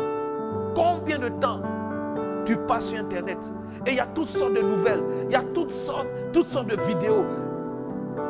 Tant et si bien que tous les chrétiens aujourd'hui sont tous connectés. C'est vrai. Dans une certaine mesure, dans le cas qui nous concerne, on peut utiliser ce créneau. Mais voyez-vous, ce n'est pas là que Dieu nous attend, puisque aujourd'hui on développe des relations virtuelles. Des relations virtuelles. Des gens passent tellement de temps à jouer des jeux vidéo qui deviennent de plus en plus réels. Des gens passent du temps, on n'a plus le temps de prier, on n'a même plus le temps de lire la Bible, on n'a même plus le temps d'adorer le Seigneur. Des gens même sont dans le culte, pendant que tu es en train de prêcher, pendant que tu fais le culte, il y a des chrétiens qui sont connectés sur Internet. Vous voyez, et pourtant le Seigneur nous avertit, ne vous conformez pas au siècle présent. Ne vous conformez pas au monde d'aujourd'hui. Mais pourtant, dans cette vieille route, nous voulons accumuler le vin nouveau. Que Dieu ait miséricorde envers nous et qu'il nous accorde sa grâce. Nous continuons donc notre étude. Et le Seigneur dit que nous devons donc apprendre à revêtir l'homme nouveau créé dans la justice et une sainteté que produit la vérité. Dans 1 Corinthiens 1 au verset 30, ce passage, nous le citons souvent, je le cite souvent. La Bible dit là-bas dans 1 Corinthiens 1 le verset 30, « Or, c'est par lui que vous êtes en Jésus-Christ en parlant de Dieu. Et lequel, de par Dieu, a été fait pour nous sagesse. Jésus-Christ a été fait pour nous sagesse, justice, sanctification et rédemption. Il est notre sagesse. C'est Jésus qui est notre sagesse. Ce que nous devons faire, ce que la Bible nous recommande de faire dans Colossiens chapitre 2, lorsque vous lisez à partir du verset 1 à 3, Colossiens chapitre 2, verset 1 à 3, Christ étant notre sagesse, c'est dit en 1 Corinthiens 1, le verset 30, mais en Colossiens 2, le verset 1 et 3, Paul est en train de dire ceci à l'église, je veux en effet que vous sachiez combien est grand le combat que je soutiens pour vous. Et pour ceux qui sont à Laodicée, et pour tous ceux qui n'ont pas vu mon visage dans la chair. Au verset 2, afin qu'ils aient le cœur rempli de consolation, qu'ils soient unis dans l'amour, qu'ils soient enrichis d'une pleine intelligence pour connaître le mystère de Dieu, savoir Christ. Donc ici, Paul est en train de dire qu'il prie pour que nous ayons l'intelligence, que nous soyons remplis d'une nouvelle intelligence, d'une pleine intelligence pour connaître le mystère de Dieu, virgule, savoir Christ. Donc Christ est le mystère de Dieu. Au verset 3, on nous dit, virgule, mystère dans lequel sont cachés tous les trésors de la sagesse et de la science. Donc, en Christ, voici le mystère, mes chers frères et sœurs, ce matin. En Christ se trouve caché. Il y a des choses qui sont cachées en Christ. La Bible dit que la sagesse et la science de Dieu sont cachées en Christ. Et c'est le mystère de Dieu qui est là. Christ, vous voyez, Jésus n'est pas simplement une personne. Au-delà d'être une personne physique, il est Dieu. Pour nous, il a été fait sagesse. Dieu a fait de Jésus-Christ sagesse pour nous. Et la Bible dit que ce mystère de Dieu, que Dieu et Paul prie que nous soyons enrichis d'une pleine intelligence pour connaître le mystère de Dieu, savoir Jésus-Christ, mystère dans lequel sont cachés tous les trésors de la sagesse et de la science. Ce qui voudrait dire que lorsque nous approchons de lui, nous pouvons découvrir cette sagesse. Christ est un grand mystère. Christ est le mystère de Dieu. La Bible dit que la gloire de Dieu, c'est de cacher les choses. Mais la gloire des rois, c'est de les sonder et de les découvrir. Dieu a caché toute cette sagesse en Christ. Et c'est un trésor de richesse.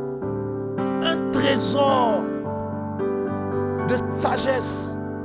Oh, je veux que quelqu'un, chez lui à la maison, répète après moi, un trésor. Un trésor. Mon frère, Christ, en lui, en Christ, se trouve caché. On dit, je relis encore, tous les trésors. Ce qui veut dire que tout ce qui concerne la sagesse se trouve caché en Christ. Il a été fait pour nous sagesse. Donc la sagesse de Dieu s'est concentrée. Dieu a caché tous les trésors de sa sagesse et de sa science en Jésus-Christ. C'est ce que la Bible nous dit. Et Romains, chapitre 11, la lettre de Paul aux Romains, il dit ceci au verset 33 et 34. Oh, profondeur de la richesse, de la sagesse et de la science de Dieu. Alléluia. Paul voit, il a vu, il a touché, il a découvert ce mystère-là. Paul a découvert ce mystère-là. Paul a trouvé qu'il y avait des mystères en Christ. Et quand il a vu ces choses, il a dit, oh, profondeur. Il n'a pas dit hauteur. Il n'a pas dit hauteur. Il a dit oh. Quand il s'est exprimé dans le haut, c'est une expression d'exclamation. Il s'exclame. Il a dit oh, c'est quelque chose qui l'enthousiasme, c'est quelque chose qui l'a émerveillé. Mais il n'a pas trouvé de la hauteur, il a trouvé de la profondeur. Oh, profondeur de la richesse, de la sagesse et de la science de Dieu. Que ses jugements sont insondables et ses voies incompréhensibles. Car qui a connu la pensée du Seigneur ou qui a été son conseiller? Frères et sœurs, comprenons ici. Paul pouvait le dire et ça m'a tellement touché. Quand il a parlé de profondeur, ça fait un déclic dans mon esprit. Pourquoi il n'a pas dit oh hauteur? Quand vous appréhendez la sagesse, quand vous recherchez cette sagesse en Christ, Christ est la parole de Dieu. Au commencement était la parole et la parole a été faite chair. Alléluia. Toutes choses qui ont été, rien de ce qui a été fait n'a été fait sans elle. Elle était dès le commencement avec Dieu. Toutes choses ont été créées par elle et rien de ce qui a été fait n'a été fait sans elle. Et cette parole qui a créé toutes choses dès le commencement, la Bible nous dit que la parole, elle a été faite chair. Et elle a habité au milieu. Donc Christ est la parole de Dieu. Il est la parole de Dieu faite chair. Alléluia. Et lorsque nous venons vers cette parole, lorsque nous nous approchons de la parole de Dieu, nous sommes en train de chercher une chose. Dans cette parole, mon frère, ma soeur, dans cette parole se trouvent tous les trésors de la sagesse. Il y a une telle profondeur, des richesses de la sagesse et de la science de Dieu contenues en Christ. Oh, profondeur. Vous savez, quand vous cherchez la sagesse de Dieu, vous n'allez jamais... Elle ne va jamais vous élever au-dessus des autres. La sagesse de Dieu t'amène toujours vers le bas, à creuser, à fouiller vers le bas. Mais lorsque tu t'intéresses à la sagesse des hommes, ta tête commence à être remplie, ton cœur commence à être rempli. La Bible dit que la connaissance enfle. La sagesse de ce monde va te donner de la hauteur, va te donner des diplômes. La sagesse de ce monde va te faire entrer dans une certaine élite. La sagesse, l'intelligence de ce monde, les sciences de ce monde vont t'amener à côtoyer les plus grands. Tu vas entrer dans des groupes, tu vas penser que tu as atteint le sommet de la pyramide. Ça, c'est la sagesse humaine qui t'amène vers le haut. Tu vas chercher à gravir les échelons, tu vas être rempli d'amertume, tu vas avoir un esprit de dispute, tu vas toujours vouloir aller plus haut, toujours vouloir découvrir et tu as le sentiment d'être au-dessus des autres. Comme ce groupe de personnes qui pensent aujourd'hui qu'elles sont tellement intelligentes, elles sont tellement riches, qu'elles peuvent diriger l'humanité. Donc ça ne leur suffit plus de diriger un pays, ça ne leur suffit plus de diriger une société. Maintenant, il faut diriger un continent. Non, non, non, ça ne suffit plus de diriger un continent. Maintenant, il faut diriger le monde. Voici où nous sommes en train d'arriver avec la sagesse humaine, où les gens vont de plus en plus haut. Vouloir diriger le monde avec la sagesse de ce monde. Mais lorsque tu t'intéresses à la sagesse qui vient d'en haut, tu vas comprendre ce qu'on appelle les profondeurs de Dieu. Alléluia. Oh, alléluia. Père, je veux te dire merci ce matin. Je veux te rendre grâce pour les profondeurs de la sagesse. Les profondeurs. Et Paul a pu s'exclamer, il a découvert ces choses-là. Il a dit, oh, profondeur. Si vous remarquez le mot profondeur ici, je pense. Profondeur de la richesse, de la sagesse. Il y a les profondeurs de la science, les profondeurs de la sagesse. Il y a tous les trésors. C'est multiple. Et Paul pouvait le dire également. Quand il a parlé aux Éphésiens, Paul a dit ceci, mon frère, ma soeur.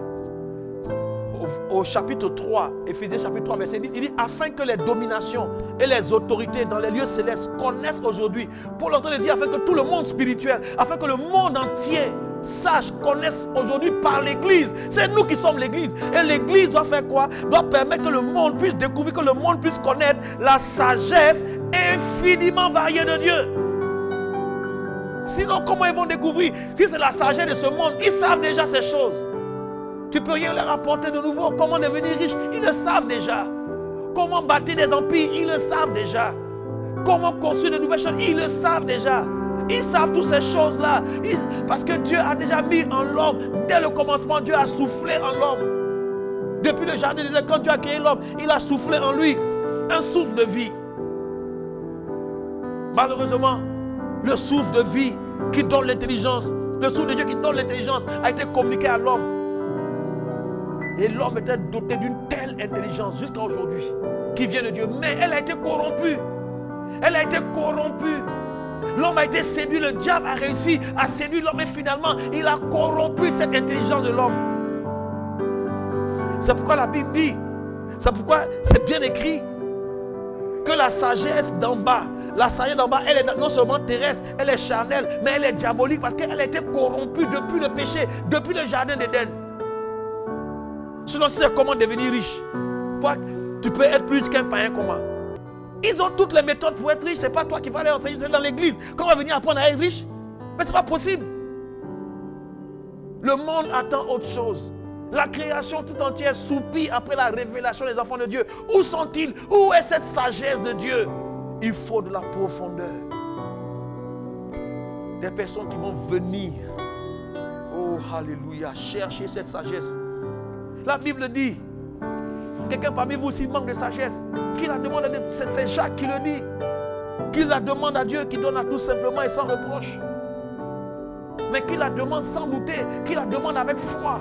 Et Dieu te donnera la sagesse. Et où est-ce que tu vas trouver cette sagesse? Cette sagesse est contenue en Christ. Mais où est-ce que tu vas trouver Christ? Il est la parole. Mais où est cette parole? C'est pourquoi tu comprendras pourquoi la Bible dit en Josué 1, le verset 8, que ce livre de la loi ne s'éloigne point de ta bouche. Médite-le jour et nuit. La méditation de la parole de Dieu. Pourquoi? Tu es en train de fouiller. Tu es en train de chercher. Tu es en train de t'abaisser. Tu es en train d'entrer dans les profondeurs. Tu cherches la profondeur. Pourquoi? Tu es en train de sonder les Écritures. Parce qu'il y a quelque chose que tu dois saisir. Il y a quelque chose que tu dois capter pendant que tu es en train de sonder les Écritures. Quand tu viens prendre la Bible pour lire, prie avant, Seigneur. Demande au Seigneur, parle-moi Seigneur, c'est ta parole. Je viens à toi Seigneur, parle-moi ce soir, parle-moi ce matin, parle-moi à cet instant. Je veux que tu entendes ta voix. Et lorsque tu es en train de méditer la parole de Dieu, certainement, tu donnes l'opportunité au Saint-Esprit de te parler. Et le Seigneur te parlera. Et la Bible dit que l'Esprit de Dieu, l'Esprit de vérité, le consolateur, quand il viendra, il vous conduira dans toute la vérité. C'est lui qui nous révèle dans les Écritures les choses qui sont cachées. Oui, mes chers frères et sœurs, c'est lui qui nous révèle ces choses-là. Et alors tu comprendras pourquoi le psalmiste a dit dans le psaume 1, heureux l'homme qui ne marche pas selon le conseil des méchants. Heureux cet homme qui ne s'arrête pas sur la voie des pécheurs. Heureux cet homme qui ne s'assied pas en compagnie des moqueurs, mais il trouve son plaisir dans la loi de l'Éternel et il la médite jour et nuit. Il la médite jour et nuit. Mes chers frères et sœurs, c'est lorsque nous méditons la parole de Dieu que nous pouvons toucher à la sagesse. C'est lorsque nous méditons la parole de Dieu que nous pouvons trouver la sagesse. Car la Bible dit, le Seigneur a dit, demandez et l'on vous donnera. Frappez et l'on vous ouvrira la porte. Cherchez et vous trouverez. Si tu demandes à Dieu la sagesse, si tu viens frapper à la porte de la parole de Dieu, tu viens frapper, Seigneur, laisse-moi entrer. Il a dit, je suis la porte. Jésus a dit dans Jean 10, verset 7 et verset 9, il dit, je suis la porte des brebis. Celui qui entre par cette porte, il trouvera du pâturage. Il entrera, il sortira et il trouvera du pâturage. Autrement dit, tu auras de la nourriture pour te faire grandir. C'est lorsque nous entrons dans la parole de Dieu. Je dis bien lorsque nous entrons dans la parole de Dieu, c'est alors que nous pouvons découvrir ces pâturages. C'est alors que nous sommes nourris, notre être intérieur. C'est lorsque tu médites la parole de Dieu, quand tu es en train de réfléchir longuement, profondément, quand tu es en train de laisser le temps au Seigneur de t'expliquer, quand tu commences à prendre plaisir à la méditation, à l'écoute de ta parole, lorsque tu commences à prendre plaisir à la révélation de la parole de Dieu, alors le Seigneur est en train de, pendant ce temps, il renouvelle. C'est maintenant qu'on parle de renouvellement. Pendant que tu es en train d'être confronté à la parole de Dieu, un autre phénomène se passe. Pendant que tu es en train d'être nourri, pendant que tu es en train d'être bâti, il y a quelque chose qui se passe dans ta tête, il y a quelque chose qui se passe au fond de ton cœur. Il a dit, je mettrai en eux un cœur nouveau, je leur donnerai un esprit nouveau, je vais enlever leur cœur de pierre, je mettrai un cœur de chair et je mettrai un esprit nouveau en eux. Le psalmiste s'est écrié, oh Dieu, crée en moi un cœur pur et renouvelle en moi un esprit bien disposé. Mes très chers frères et sœurs, combien il est important de venir au pied de la parole. Vous savez, quand nous allons dans Josué, au chapitre 1, le verset 8, pourquoi il dit, quand il dit que ce livre de la loi ne s'éloigne pas de ta bouche, la question que je voudrais poser à quelqu'un ce matin, pourquoi un livre ne doit pas s'éloigner de ma bouche? Normalement, pour que je puisse lire un livre, quel est l'organe dans mon corps qui est concerné? Quand on parle de lire la Bible, c'est d'abord mes yeux. Parce que c'est avec mes yeux, tu donnes la Bible à un aveugle, il faut lire, il ne peut pas lire, il ne voit pas. Alors, c'est les yeux qui sont d'abord concernés. Mais d'où est-ce que ça vient? Que lorsqu'on nous demande de méditer la parole de Dieu, on nous parle que ce livre de la loi, normalement on devait dire que ce livre de la loi ne s'éloigne point de tes yeux. Que ce livre soit toujours sous tes yeux. Mais il dit que ce livre de la loi ne s'éloigne pas de ta bouche. Pourquoi? Parce qu'avec ta bouche tu manges, avec ta bouche tu parles, avec ta bouche tu peux rendre témoignage. Oui. Médite-le. Quand tu médites la parole de Dieu, tu es en train de nourrir ton âme. Comment je le sais? Et c'est ce que le Seigneur dit. Dans Jean 10, il dit, vous êtes mes brebis. Vous êtes mes brebis, je suis le bon berger. Vous êtes mes brebis entendent ma voix. Mes brebis reconnaissent ma voix. Je connais mes brebis par leur nom. J'appelle mes brebis par leur nom et je les conduis dehors. Je marche à leur tête et mes brebis me suivent. Mes brebis me suivent. Mes brebis, frères et sœurs, comment une brebis se nourrit-elle? Vous allez remarquer, la brebis, elle va là où il y a les pâturages. Dans le psaume 23, vous trouvez encore cette affirmation de qui nous sommes. Là-bas, le psalmiste dit, l'Éternel est mon berger. L'Éternel est mon berger, un berger. Il dit, je ne manquerai de rien. Il me conduit où ça? Il me fait reposer dans les verts pâturages. Il me conduit près des eaux paisibles. Il restaure mon âme. Il me fait marcher sur les sentiers de la justice à cause de son nom. Et quand je marche dans la vallée de l'ombre de la mort, je ne crains aucun mal. Je ne crains aucun mal, car tu es avec moi et ta houlette et ton bâton me rassurent. La houlette et le bâton sont les instruments d'un berger. Le Seigneur n'est pas un dresseur. On ne dresse pas les brebis. Si tu es un lion, tu as besoin d'être dressé. Le Seigneur n'a que faire. Mais un lion, tu le mets au milieu des brebis, il va dévorer les brebis. Si tu es un aigle, il faut te dresser. Le Seigneur n'est pas un dresseur. Un aigle, il va planer au-dessus des brebis, il va venir enlever les plus faibles, les agneaux. Le lion est un carnassier. Et également l'aigle. L'aigle ne peut pas brouter. Le lion ne peut pas brouter. Oh, une brebis vient brouter. La brebis, elle vient vers les verts pâturages. Le Seigneur a dit que dans Jean 10, verset 9, je suis la porte des brebis. Celui qui passe par moi, il entrera et il sortira et il trouvera du pâturage. Donc nous sommes son troupeau. Je le dis, je le répète, je continuerai de le dire. Nous sommes son troupeau. Il nous conduit par sa main puissante. Et lorsque tu prends la Sainte Seine, tu es en train de dire que toi aussi, tu es comme lui. Il est l'agneau de Dieu. Il est l'agneau de Dieu qui a été immolé pour nous. Et quand tu partages la Sainte Seine, tu es en train de dire que le pain est son corps, le vin est son sang. Et quand tu prends ces symboles en toi, quand tu manges, tu es en train de dire que toi aussi, tu es un agneau. Frère, tu n'es pas un lion, encore moins un aigle ou un cheval. Tu es un simple agneau. Tu es un simple mouton. Regarde comment le mouton se nourrit. Regarde comment l'agneau ou la brebis se nourrit. Il va d'abord vers l'herbe, la tête vers le bas, cherchant la profondeur de la sagesse. Dans un premier temps, c'est pour ta nourriture. Ensuite, pour ton édification. Regarde, lorsque la brebis va vers l'herbe, elle va d'abord brouter. Dans un premier temps, elle va brouter. Elle va couper l'herbe beaucoup. Et elle va la mettre dans son estomac, dans sa panse. Et la brebis va faire une chose. Elle va chercher un endroit tranquille. Elle va se mettre à l'écart. Elle va donc rester dans un endroit tranquille. Elle va s'asseoir. Elle va se coucher. Et qu'est-ce qu'elle va faire? Elle va ramener le bol alimentaire. Elle va ramener l'herbe qu'elle a broutée dans sa gorge et dans sa bouche. Elle va commencer maintenant à mâcher tout doucement, à mastiquer. C'est là qu'on parle maintenant que la brebis est en train de ruminer. Elle a ramené les aliments encore dans sa panse. Elle a ramené dans la gorge et maintenant dans sa bouche. Elle est en train de les broyer tranquillement à l'abri. Pendant qu'elle le fait, c'est maintenant qu'elle va avaler. C'est maintenant qu'elle va se nourrir. Un aigle ne peut pas brouter.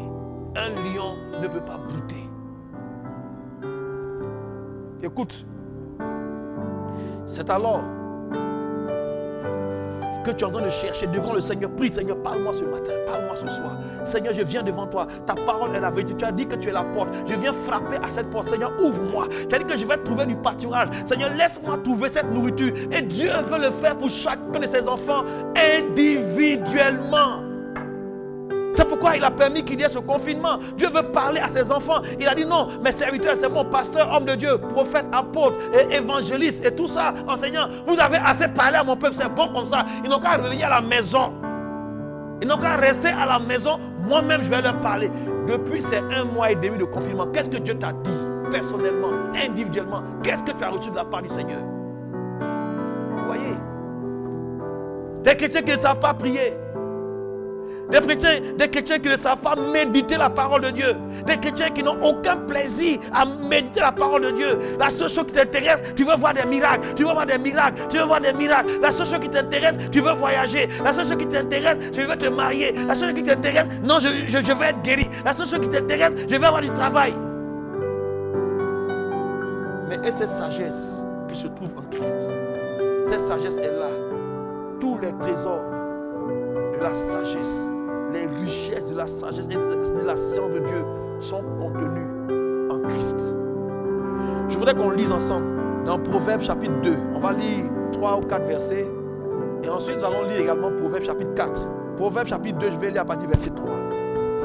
Oui, si tu appelles la sagesse et si tu élèves ta voix vers l'intelligence, si tu la cherches comme l'argent, si tu la poursuis comme un trésor, alors tu comprendras la crainte de l'Éternel et tu trouveras la connaissance de Dieu. Car l'Éternel donne la sagesse. De sa bouche sortent la connaissance et l'intelligence. Dieu donne la sagesse.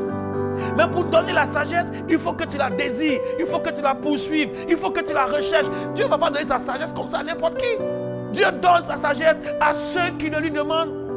Et surtout à ceux qui la cherchent. Il a dit, celui qui cherche trouve. Mais où est-ce que toi tu cherches? Depuis quand est-ce que tu es en train de sonder les Écritures pour chercher à trouver la sagesse de Dieu?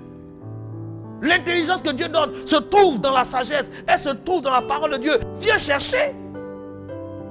Il dit, si tu élèves ta voix, si tu appelles la sagesse, tu peux appeler sagesse. C'est dans ta prière, Seigneur, je veux trouver cette sagesse. Seigneur, je veux découvrir ces trésors. Seigneur, laisse-moi entrer. Je veux aussi être rempli de cette sagesse-là pour savoir comment fonctionner avec toi, pour savoir comment marcher avec toi. Seigneur, aide-moi ce matin. Seigneur, aide-moi ce soir. Je me tiens devant toi, Père. Viens et parle-moi, Seigneur.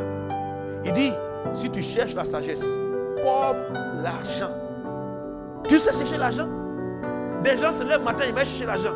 Sinon, se lèvent le matin, non, je poursuis un trésor. Les gens savent comment chercher l'argent. Mais la manière dont tu t'engages pour chercher l'argent dans ton grouillement de la semaine là, Dieu dit que c'est de cette même manière, il faut grouiller, il faut chercher lui, sa sagesse. Et pendant que tu es en train de chercher la sagesse, il dit que tu vas commencer à comprendre les choses de Dieu. Si tu poursuis, tant que tu ne poursuis pas la sagesse de Dieu comme un trésor, et où se trouve ce trésor? Ça y est dans la Bible. La parole de Dieu.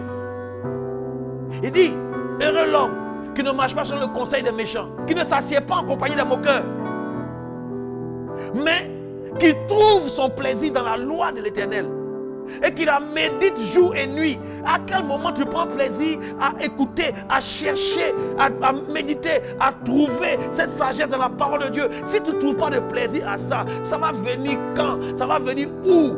C'est lorsque nous sommes en train de chercher cette chose-là, lorsque nous sommes en train de la poursuivre, qu'elle arrive. Dans Matthieu 7,7, il dit, demandez et l'on vous donnera. Demandez et l'on vous donnera.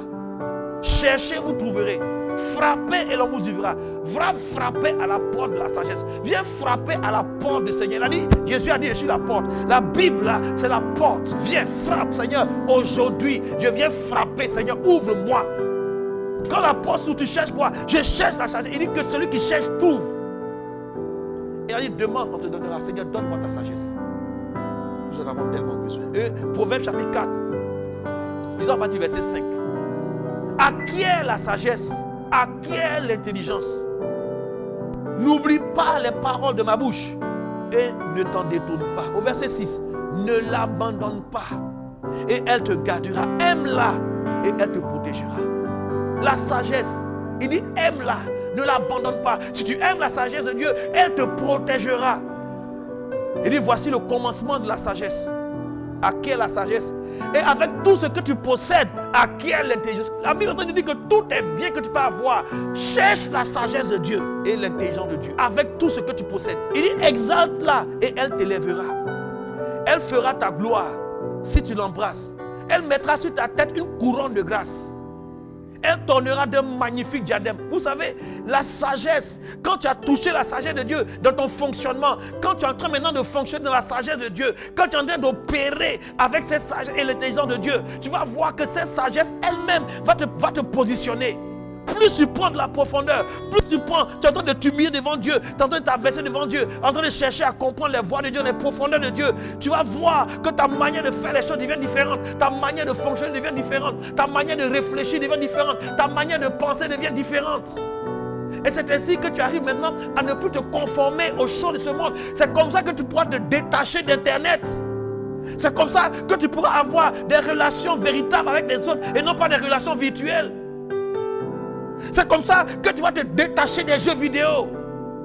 C'est comme ça que tu vas te détacher de l'écran, de la télé. On est devenu une génération d'écran. Si on savait ce que le mot écran voulait dire.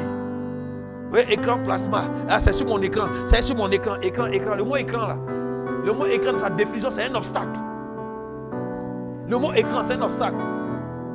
Quand on dit, fais un écran devant moi, viens faire un obstacle devant moi pour que je puisse faire autre chose derrière.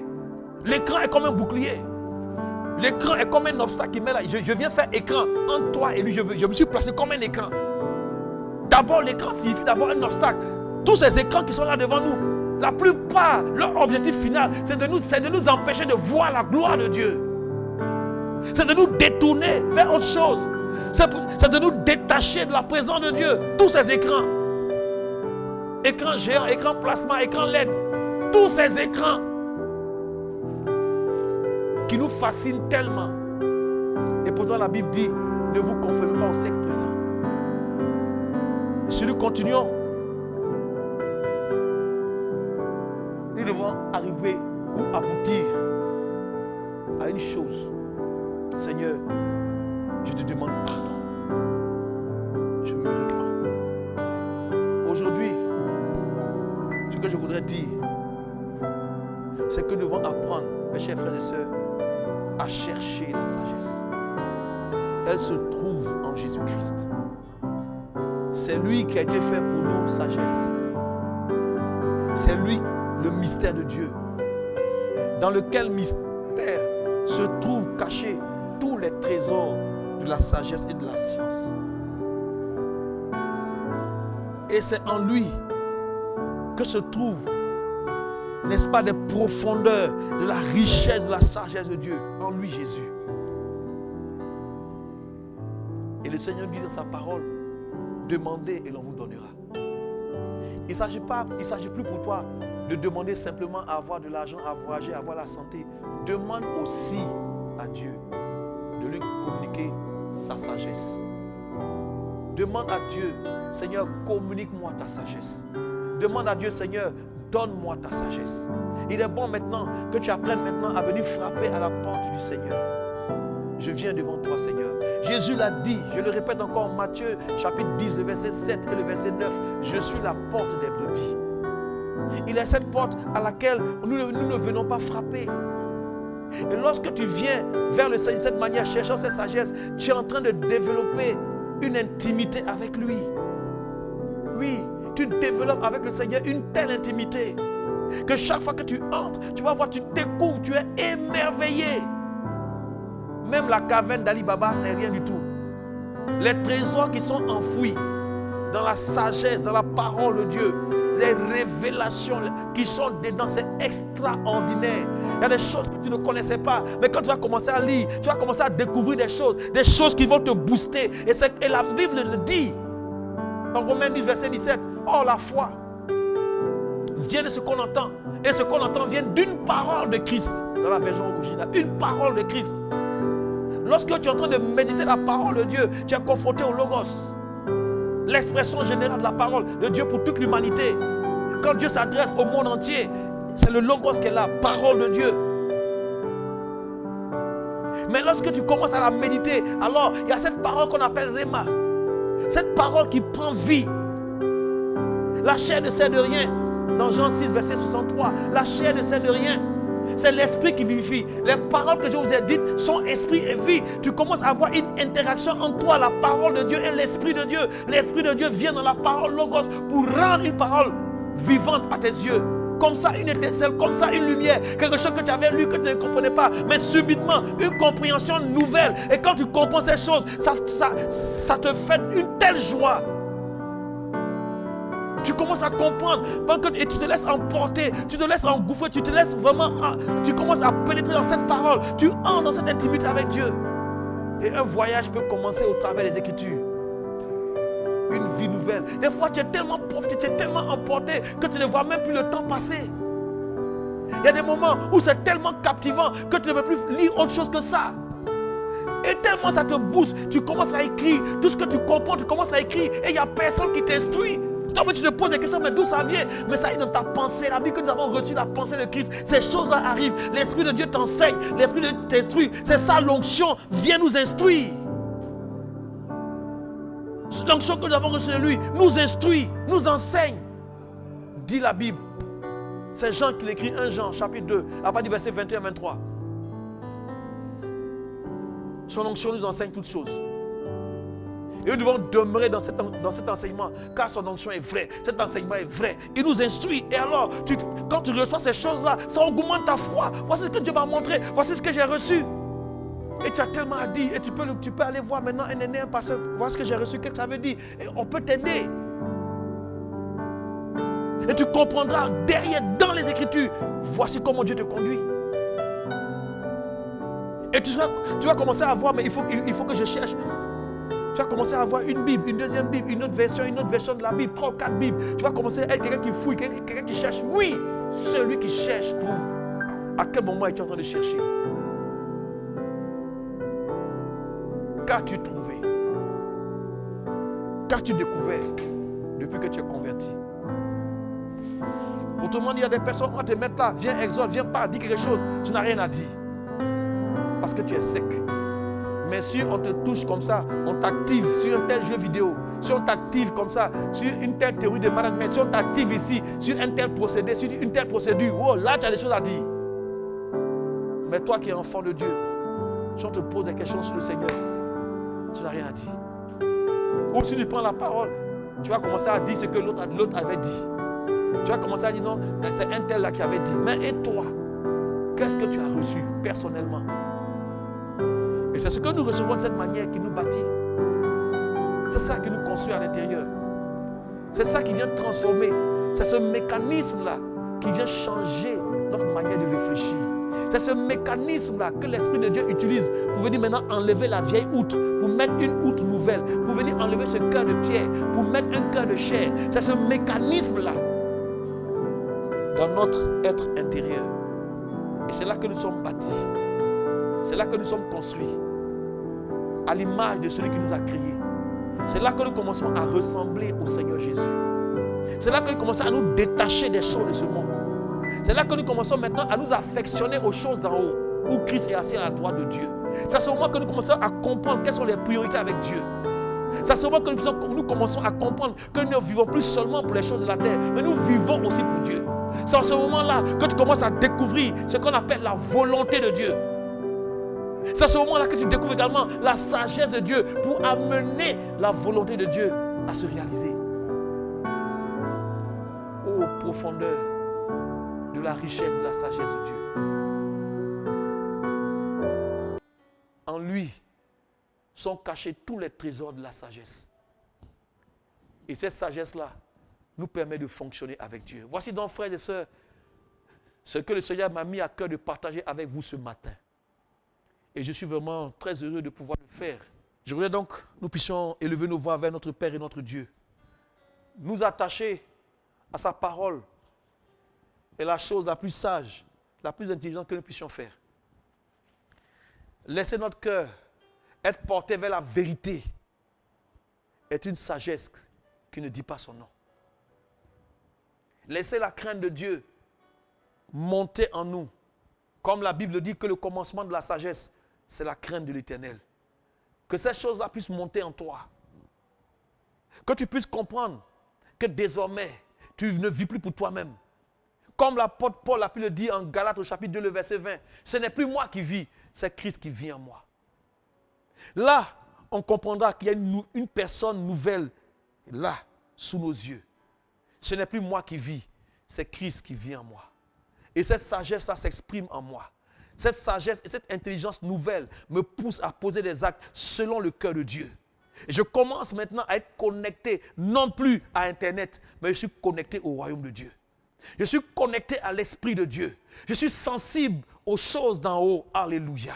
Et je suis toujours préoccupé à me bâtir, à ouvrir ma Bible, à me plonger dans les profondeurs de la richesse, de la sagesse et de l'intelligence de Dieu. Et je découvre les trésors de la sagesse et de la science de Dieu. Que Dieu te bénisse, mon frère. Que Dieu te bénisse, ma soeur. Et qu'en ce jour, l'Éternel Dieu, notre Père, puisse étendre sa main sur toi.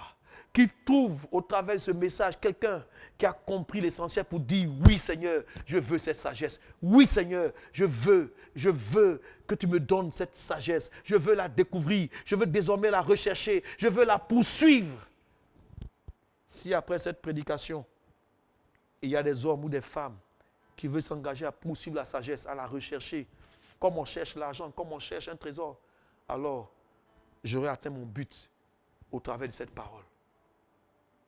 Est-ce qu'ensemble on peut élever la voix vers notre Père et notre Dieu? Est-ce que nous pouvons lui dire merci pour tout ce qu'il fait chaque jour pour nous? Est-ce que nous pouvons tout simplement célébrer son nom?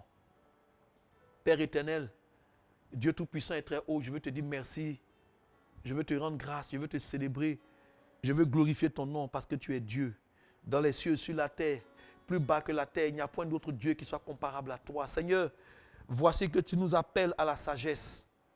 Nous avons tellement fait des choses. Nous avons accompli tellement d'œuvres. Mais en nous appuyant sur la sagesse de ce monde.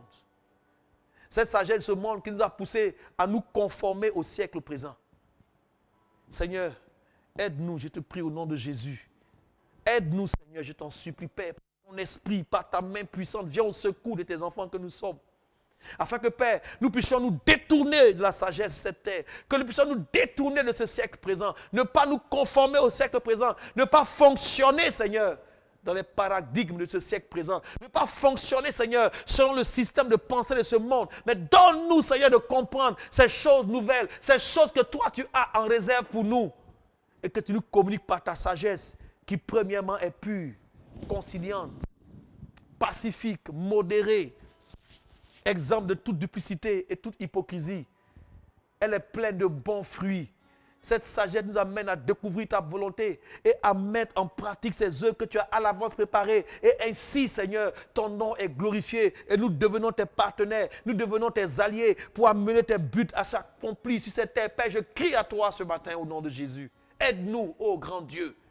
Aide-nous, Seigneur, à nous approcher de toi humblement, à reconnaître humblement que nous nous sommes trompés, que nous avons fait des choses qui ne te glorifient pas, que nous sommes détournés de toi.